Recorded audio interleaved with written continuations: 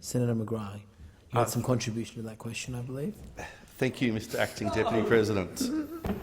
And tonight, it's another record from Senator Conroy, the parliamentary embodiment of jazz hands. But tonight I wish to pay homage to the passing of a car.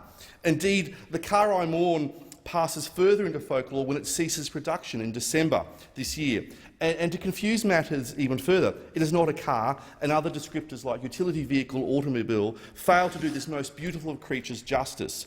Of course, I'm mourning in that most platonic of relationships between man and woman and the Land Rover Defender, the sad end of the Land Rover Defender's production. I am the proud owner of a 2012 model Land Rover 110. I will own it until the day I die.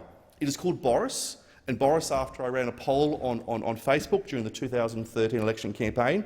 It is white with LNP stickers on the back and a Fulham football sticker on the side. I don't think I've cleaned it since we began our relationship back in 2012, but to me that adds to the patina of its greatness. There is golden retriever hair from one end of the Land Rover to the other. There are remnants of stale Macca's chips down the seats, and a few stains of doubtful parentage decorate the interior.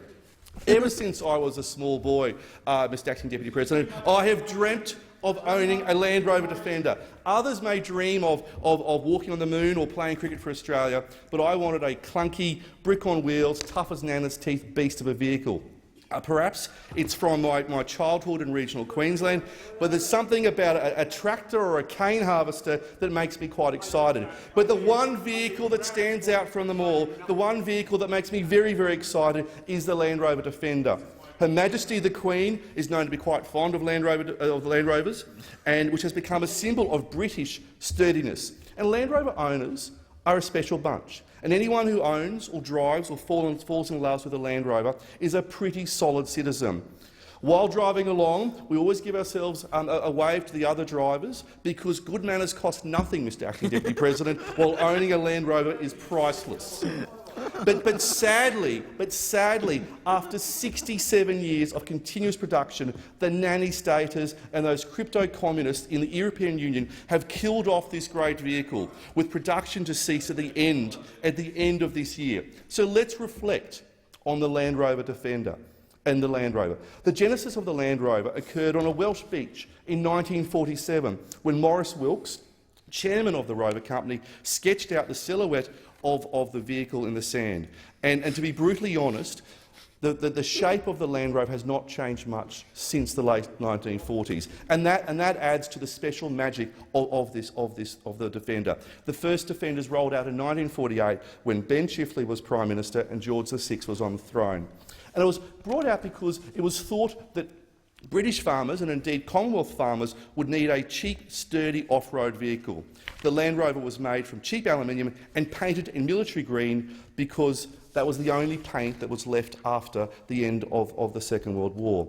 Though lacking in comfort, and any Land Rover driver will tell you that even the modern versions are particularly uncomfortable, the Land Rover fulfilled the need for a sturdy and powerful vehicle to deal with whatever nature could throw up. Land Rovers became used by the British military, which bought thousands of vehicles for everyone from the medical corps to the SAS. Civilian versions were modelled for tanks, trains, conveyor belts, snowplows, fire engines and hovers. Over the decades since, the Land Rover has become synonymous with farming, adventure, life-saving exploring and enterprise, as it has with warfare, and also has become synonymous with the LNP campaign in Queensland in 2012-2013, where Senator Canavan joined me in the particularly some bumpy rides up and down the Bruce Highway. Now, the modern specifications of the Land Rover Defender are something to behold, and I would encourage you to go to the Land Rover website using the internet machine to find out how fantastic these vehicles are. And I'm not acting on a commission here, Mr Acting Deputy President, but I think you'll agree with me that they are so good that you want to go and buy one. Every single Land Rover has been made in the same factory in Solihull since 1948. There was even a test track of rugged terrain, water, mud, with trees and hills, something that I experienced while on a regional tour with my then boss, the chairman of the Conservative Party, Francis Maud, now Lord Maud, who happened to get bogged on one occasion. Interestingly, another random fun fact is that Top Gear presenter Richard Hammond was actually born in Solihull. So it was quite fitting that Top Gear this year dedicated a special to the Land Rover earlier.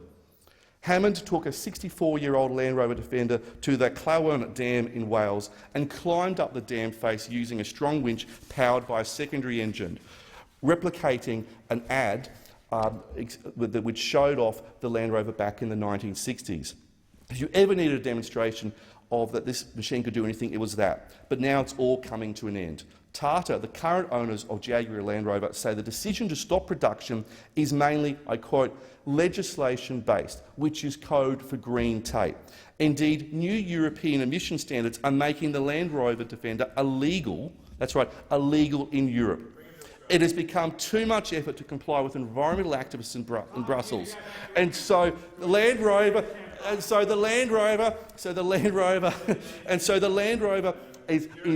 going to be now produced in Eastern Europe. So the 20th of December 2015 will be a very, very sad day when the last Land Rover rolls off the production line at Solihull.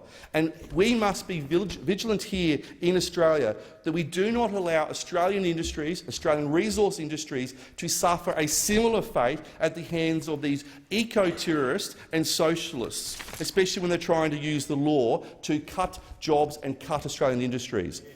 The only thing wrong with the Land Rover Defender is its parentage. It should be Australian rather than British. Thank you, Mr Acting Deputy President.